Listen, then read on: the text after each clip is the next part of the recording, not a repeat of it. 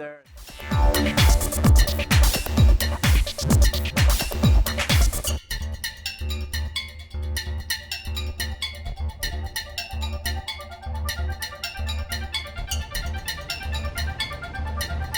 Hi, and welcome back to IGN's E3 live show, streaming to you on e3.ign.com and on YouTube. We've already had a look at Assassin's Creed Brotherhood single player, but now it's time for something a little different. Brotherhood is the first of the series to offer a full multiplayer mode. Ubisoft is here to show us why assassinating should be a team sport. Guys, welcome back. Thank you. Yesterday we took a look at the single player, the beginning of the campaign, Ezio jumping into Rome. It looks really great, and today we get to see something a little bit more, and that's multiplayer. I don't think a lot of people expected multiplayer to be in the next game. It looks pretty interesting. How exciting is it for you guys to implement multiplayer into the Assassin's Creed universe? We were pretty sure we were going to surprise everyone with this. We've been toying around with the idea of adding multiplayer to Assassin's Creed for a while. It's just that we wanted to make sure that we made it right.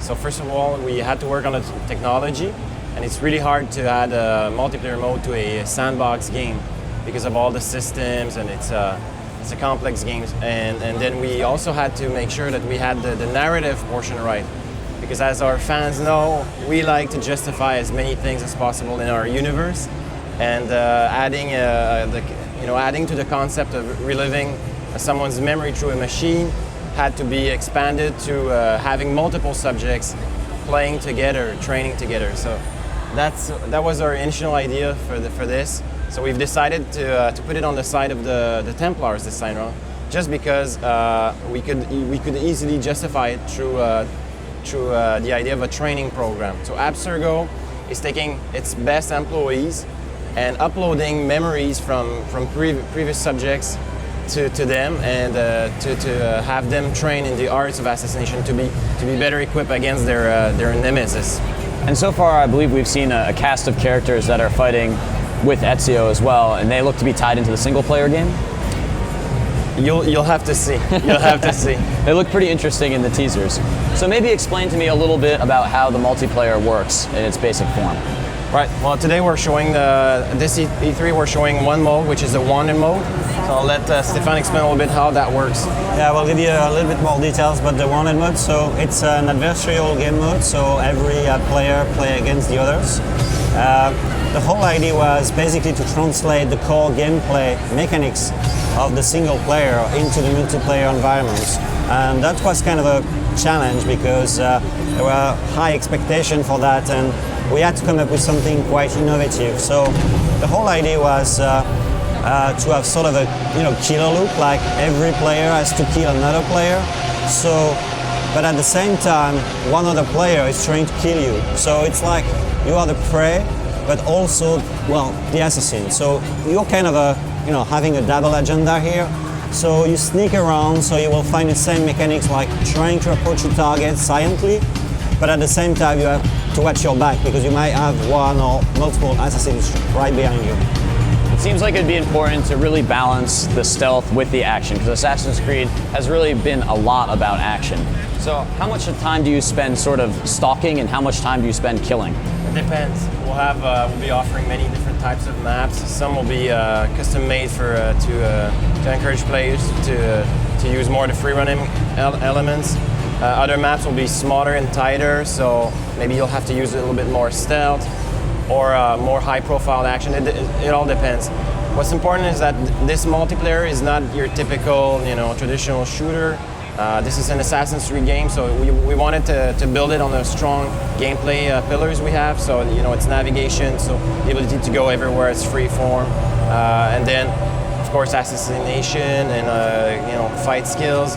And the third one is always the social stealth element. So all these pillars are represented in this multiplayer. This is great. So Rome is a big place. Are you cordoning off some of the areas for the multiplayer maps, or are you giving people free reign over the entire city? No, they're custom-made maps because we wanted to make sure that they were fun for multiplayer. So they're adjusted for that.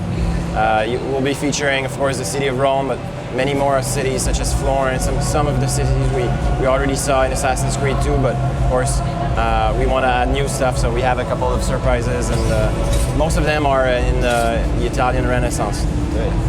So I'd like to think that because I've played so much of Assassin's Creed, I might have a bit of an advantage. Do you think that's going to help me when I jump into multiplayer?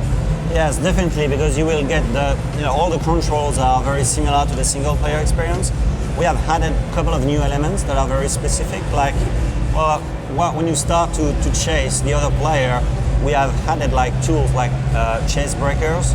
Those are like falling doors, so you run through a door and then the door is falling right behind you. So your opponent is like slow down because then, oh shit, the door is falling. And you also have like falling beams and stuff like that. On top of that, we've developed specific weapons for the multiplayer.